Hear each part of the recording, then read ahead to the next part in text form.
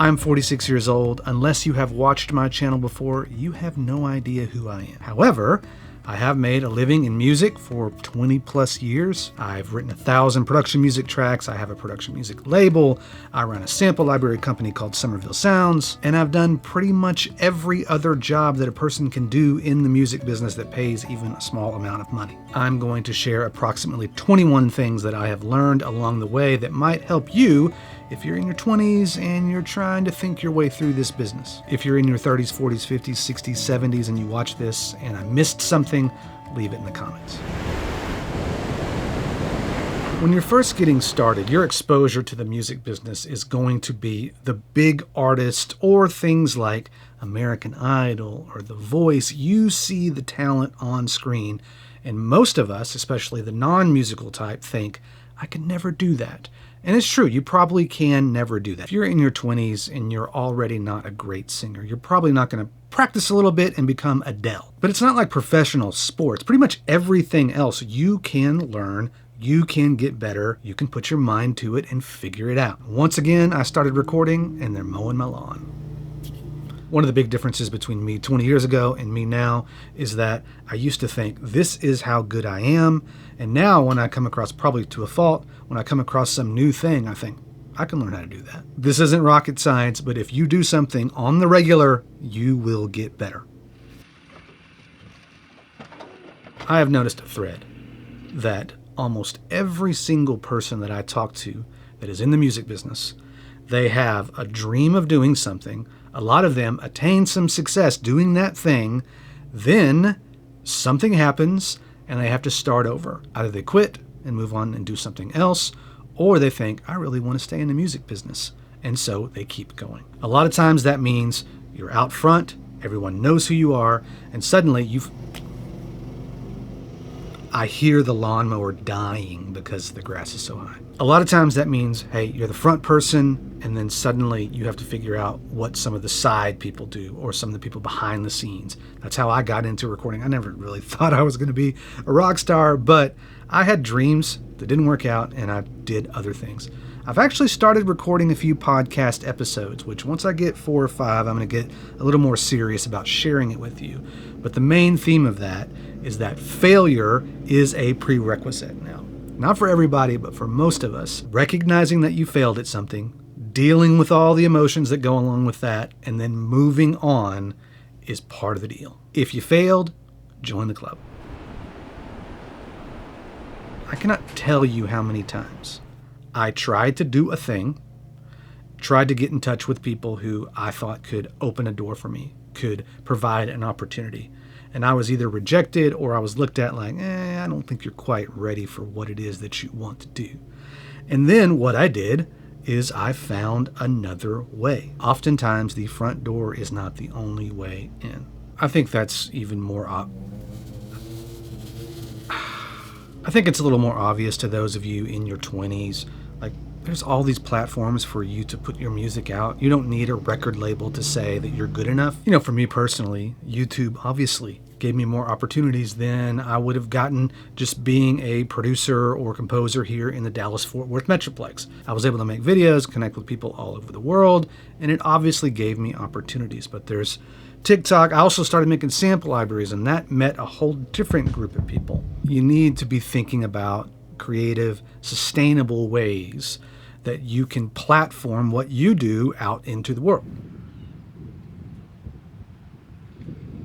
And that segues into 4, you got to learn how to do basic things like write and talk to a camera. Not everybody has to go through this pain of making YouTube videos, but you need to be able to communicate yourself in a positive light. You can work on it behind the scenes. Nobody has to see it. You can use ChatGPT and Claude or all those to help edit your writing. No AI in music, okay, but checking your grammar and providing a little better way to say this phrase here and there, I think I'm okay with that. In my weekly email newsletter, recently I talked about how important it is to work in public. You need to be putting yourself out there, so you need to learn the skills that are necessary for that. Surprisingly, things like email are not dead. I've got 10,000 of you that I send this email out to. I've been using that newsletter to keep me accountable to learning to be better at communicating through the written word. I write a little story every week about a life in music. I talk about these YouTube videos. I like to talk about artists that I work with, what's going on with Somerville Sounds. I have a local meetup that I share some info about. I know most of you can't come to that if you live in other parts of the world, but I think it's important to see other people meeting and talking about music-related things. I'll never forget after I had made my own personal project, which I'll talk more about that kind of thing later on. When I made this thing, I didn't think much about it. I felt super insecure about it. And I put it out into the world. I'll never forget the time that a potential client came up to me and said, man, I'd like to make a record, an album. I was like, okay, sure. What would you like it to be like and sound like? And they said, your album. I really liked it. Could we sound like that? Yeah, I could probably figure out how to make acoustic guitars and clean electrics and mandolins and such sound the way I did on my own record. Yeah, I think I could probably do that. You need to make the thing that you want to be.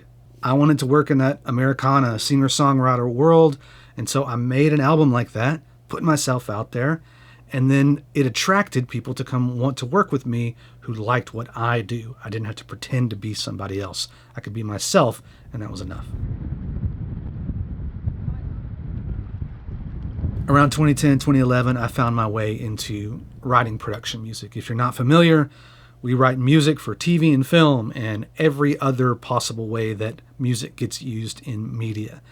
And I remember writing a song, working really hard on it, only to find out that I needed to write 11 more just like it. And when I started doing the smallest amount of research in this business, I realized that successful people had 1,000 tracks. Okay, that's a lot. But I did it. I gave myself deadlines. I worked hard towards that. I put my head down and knew that I had to get these numbers up and maintain that balance of quality and quality. And sometimes I fell a little short. Sometimes I took too long on a project. But I figured out how to increase my output without diminishing my skills. I took that mindset into YouTube. I made a video and I learned, oh, wait. People that are successful at this write a lot. You just keep showing up and eventually an audience finds you. You've got to be giving yourself ambitious goals. And that's hard because there's no guarantee in success with those goals. But there's a lot of trust in yourself and you got to meet the right people that can help you along the way. You need to be calculated. But the successful people that I know are almost always the ones who made ambitious goals and created a lot of material and let their body of work speak for them. When people ask me, what instrument do you play, John? I would say Pro Tools. For you, that might be Logic, Cubase, whatever. I can edit. I can edit video now, and I can certainly edit audio. I can put 8 takes together into something great. Far better than I could ever do in one pass. Is that cheating? But nothing will get you better faster than playing live in some capacity. Taking a 3 to 4 minute song and figuring out how to replicate that in front of people. The best I can play a line in the studio on my guitar is not the best I can play it in front of people. I got to figure out, okay, can I recreate this when I'm nervous and I can't hear and my palms are sweaty and the pretty girl that I wrote the song about is out in the audience? All those things will exponentially increase your ability to play the instruments that you have. It also gives you something to talk about. I think with social media, one of the biggest things that we struggle with is we don't have something specific to talk about. When you got a show coming up, you can video yourself practicing, you can talk about it, and it's a real thing that you can invite people to, and it has value. That's another reason why playing live is good. I had a little high blood pressure thing back at the end of 2024, and I looked in the mirror a few times and stepped on the scale a few times and noticed some information that I didn't like all that much. My hips kind of messed up, so I decided I was going to start walking with the goal of losing weight. That was the goal. And it's still the goal. And I've lost about 8 pounds. I'm sure you've noticed. You just haven't said anything yet. That's fine. But I discovered something in my quest to walk every day. And by the way, I'm 3 months in, I think 95 days of 10,000 steps or more. Haven't missed a day. Here's what I learned. Yes, I've lost weight. I love my walk. My walks usually takes a couple a day. I wouldn't trade them for anything. I do so much thinking. I feel so much better. I take my phone and I usually listen to music or a podcast the first part, and the second part, I'm talking to my phone, all the things I want to remember. I wrote half of this video by talking it into my phone. I love my walk. You can sit. I could go a full day and have 300 steps before I said, okay, I got to get out of this room. I think you know what I'm talking about. Go for a walk. It's great that you're busy right now, if you are. You've got a project. It's going to take a month or so. Somebody signed on. I don't know. It's some kind of media thing where you're doing the voiceover and you're also writing the music for it and you're doing some of the editing. That's great. What might be happening to you right now and happened to me, I put all my focus into it, all my attention, and then it ended and I had nothing to do because all I thought about was doing the best work in that moment. And it paid well, but then it was done, and I was starting at zero trying to figure out what I was going to do next. You need to realize that work comes in waves, and you need to always be thinking 3, 6, 9 months ahead. It's hard to do. You're not always going to be successful at it, but you can't be thinking only about the moment that you're in.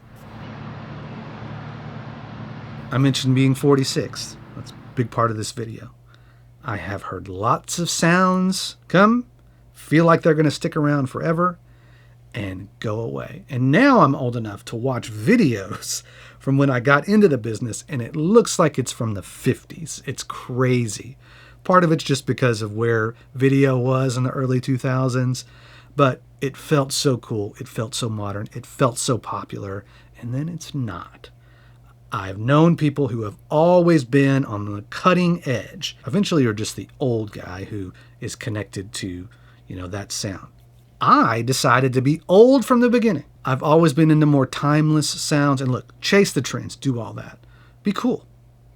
I'm not acoustic guitars, pianos, drums that aren't crazy processed in whatever the modern overcompressed way or whatever, without crazy big long gated hall reverbs, that's cool and all for when it happened. And look, now everything the 80s is back and it's all a hodgepodge, so maybe do whatever you want. But you need to know how to get that timeless guitar sound, that timeless vocal sound. You need to understand modern tools, but you also need to know what is timeless. There are fundamentals that have not changed from the days of tape to Pro Tools to whatever it is we're using in 20 years. You put a microphone in front of a guitar. I don't see that changing. I have fallen in love with artists over the past 46 years of my life. In the 6th grade, I got my CD player and boombox, which is still out in my garage. They Might Be Giants, Flood, and Stephen Curtis Chapman, More to This Life. If you know, you know. And from that moment on, there were artists that I listened to over and over and over again, and when I picked up the guitar, I wanted to sound like that particular artist. There have always been famous artists and then a legion of singer-songwriters and artists that want to be like that person. And their music is always seen as a bad copy of the main artist. Now, if you stick with this long enough, what happens to most of us, we like the way this person presents themselves, we like the drums on this record, we like the guitars on this one, we put it all together and it becomes uniquely our own. But the danger is going all in on one sound. You always want to be careful listening too much to one artist for too long of a period of time. Be careful going all in on one sound. Right now, if you pulled up my listening history, it's probably going to be Rustin Kelly or Ken Yates, so I got to be careful. Throughout the history of my channel, I have been showing you my process of learning new instruments. I love to learn new instruments. I think that you need to always be learning a new instrument. There are some instruments that do require a significant level of skill to use in a professional way. But there are some sounds and guitars and that, you can learn a few things here and there and you can get that sound in your simple songs. And sometimes, most of the time, all you need is that instrument played in a very vanilla way. Every single time I learn a new instrument, it opens up a new area of music. It makes me listen to music in a different way, and it makes me create in a different way. It gives me another tool in the toolbox to get a very specific sound that I could not have got with just the guitar that I have. I'm guilty of learning enough, but then forgetting a lot of it. But I've also found that the instruments build on one another. The second instrument is a lot harder to learn than the eighth. Banjo is next on the list. What banjo should I get? I started my career before MySpace. If you're in your 20s, you came a long way after MySpace. Napster was a big deal. It was supposed to run the industry. Digital music was going to destroy the industry. Many technology changes have been beneficial to our workflows and to our way of doing this job. Some have taken jobs away. When I started, there was more specialization. Now it's more of a do-it-all approach. Home studios weren't near as popular when I started as they are now. Everybody works from home. The only thing that stays the same is that everything changes, and it's going to continue to change. I'm freaked out about AI just like everybody else. Some days I feel better about it than others, but when you really take a step back and you look at the way that you make a living right now, if that way did not exist 5, 10, 15 years ago, well, it's probably not going to exist in 5, 10, or 15 years. It comes and goes and new opportunities show up, and I imagine that will continue to be the case. You know, a big theme of my childhood was, the Walmartification of the world. All the mom and pop shops were going out of business. And we talk about that, we kind of romanticize that, we feel bad about all that. But sometimes I wonder, what happened to mom and pop? Did they give up? Or did they go do something else? Because even in the 50s, it took a lot to open up a shop. There's some ambition there. And I imagine if they were still of working age, they put that ambition somewhere else. You need to do the same. Number 14, which is also my number as a place kicker in high school football, 30 years ago. For the first part of my career, the money that I made was the money that I had. And then I fell into the production music world. And this was my first taste because I never, was part of any kind of label project or publishing before, 2010, 2011. Then I found my way into production music. And I found my way specifically into the side of the business that was all royalty-based, deferred money. And that's when I learned that ownership matters. And that's when I fell into this world where I worked really hard on something today, put it into the library, and then waited. I don't necessarily own those tracks, but there is an arrangement between my library and publisher and myself that if they make money on it, I make money on it. And that was really scary and seemed like a crazy thing to do at the beginning, and sometimes it still feels crazy. And then eventually the money started coming in, and then after 3 or 4 or 5 years, it was enough that I could start dropping other parts of my money-making life. I got rid of a few things. I was teaching. I stopped doing that, and I just went all in on writing music for almost a decade. And I'm still seeing the benefits of that. Ownership matters. Now I have my own production music label, and I technically own those tracks. I own the publishing. And so my hope is that keep working towards this goal, putting music in there, quality music. And one day the returns will grow to a point where it's significant. Now I'm all about deferred money. If you say, I'll give you $5 today or $6 over the course of the next 10 years, I'm probably going to go with the $6. Although inflation, you understand what I'm saying. Look, my parents paid for my college. I'm very fortunate to have that. But other than that, I was pretty much on my own. I always knew that I had a parachute.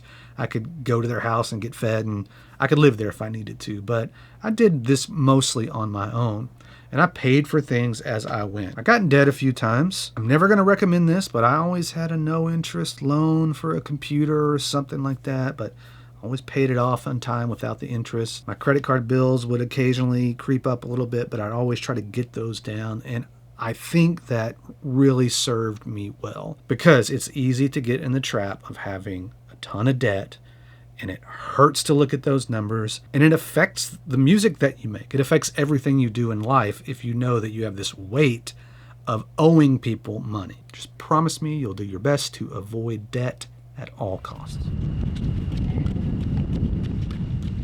I hope and I trust that you are going to live a long life. And you're going to be around for a long time. Even if you stay timeless with your music, you're going to get old. There's going to be a time in your life where you're probably not going to be making a ton of money. The smart folks that don't do music for a living put their money into a 401k, and that money just does stuff over here, and suddenly they've got it. And then when they're old, it's all good. I did not do that for many, many, many years. You need to start saving now.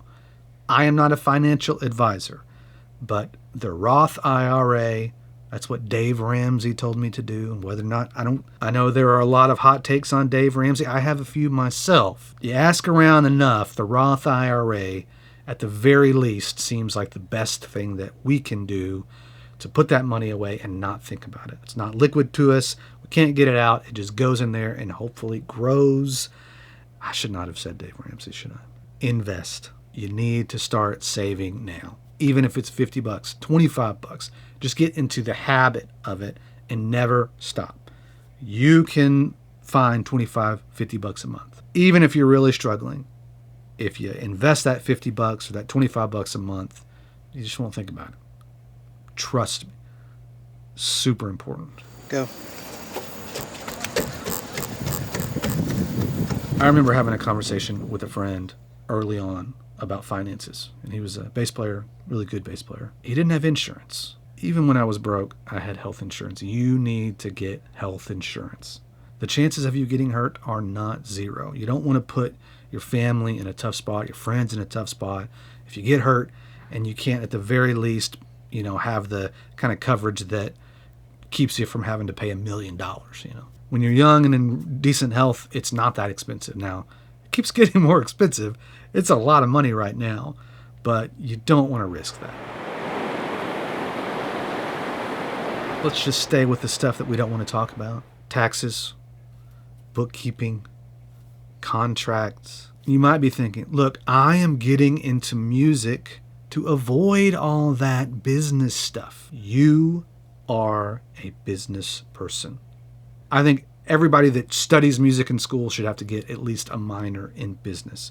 Everything you do is business. There's no magic formula. Unless you're amazing and you're so good that other people can take care of it for you, that's highly unlikely. You need to know the basics, or people are going to take advantage of you and you're going to find yourself in a tough spot. You're not going to know why. You're not going to have any money. You are not just a musician. You are all of the things if you want to work for yourself. If you choose to not understand how business works, then the musician side of you has a terrible boss, and he is the boss. She is the boss. No way around it. More cheery topics. I have a friend. His name is Bruce. I'm going to make sure Bruce watches this video. But in the early days of my career, when I hadn't career is not the word that I would have used back when I was 22, 23. When I was trying to do this music thing, I felt like every other week somebody would contact me and they would say, yeah, my friend Bruce, he said that you're pretty good at this and to give you a call. And that happened over and over and over again.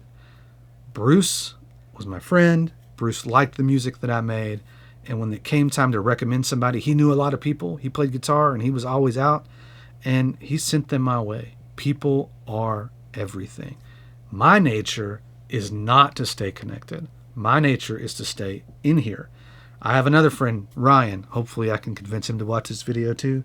He's the kind of guy that checks in on everybody. He'll plan the thing. He shows up to our friend gatherings with a list of talking points just to make sure that if, we get off, let's make sure we talk about these things. He's that guy. I'm not that guy, but I'm trying to be more like that. Last week, I hosted a gathering, the Music Lifer Meetup here in Dallas, just to try to get out of this place, meet up with other people, and see what happens. Making music used to be a communal thing. It is not anymore. The path of least resistance is to get a MIDI controller and a laptop and a microphone and make stuff. And maybe you send it to people online through Dropbox. Working together is hard and it takes effort, but people are everything and relationships are everything.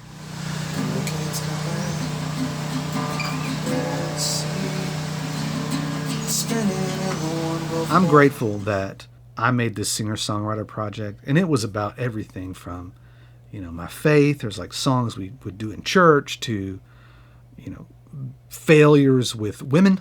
That was a common theme in my songs, and I wrote about those things. Now, if I were to pick up my guitar now and write sad songs about women, that would feel weird, right? I'm married, I've got kids, family.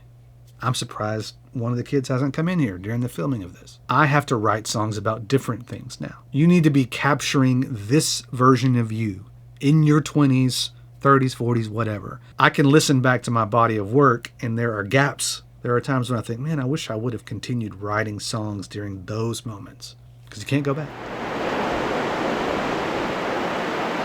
The reason why there's all this Galveston footage, we went back to the beach for vacation with my family, the same beach where 6-7 years ago, I started recording the videos to go along with my album Paper Trail. My dad had a drone. I was learning how to use it. I wanted to put decent images with the music so I could talk about it more and share it online, YouTube, that kind of thing.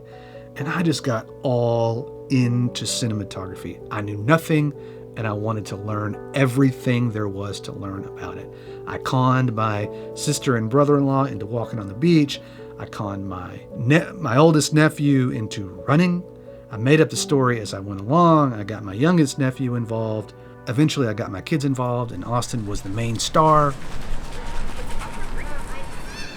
I was trying to record you doing all the stupid-looking stuff, but I missed it. Not you going...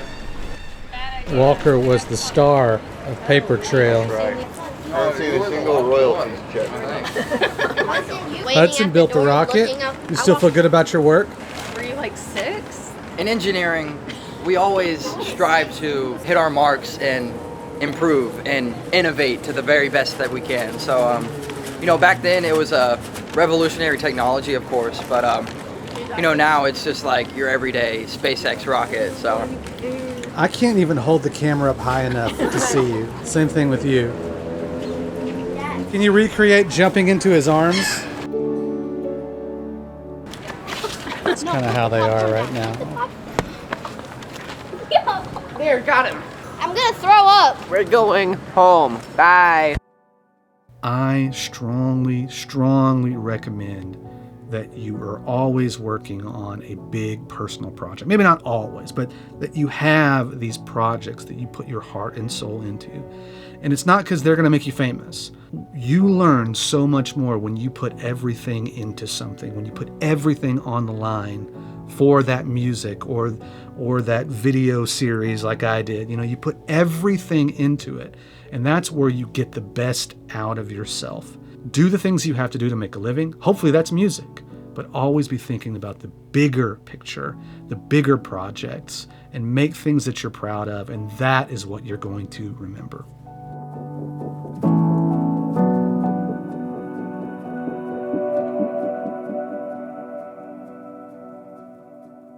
Thanks for watching. All the best to you in your career. Sign up for my newsletter. Talk soon.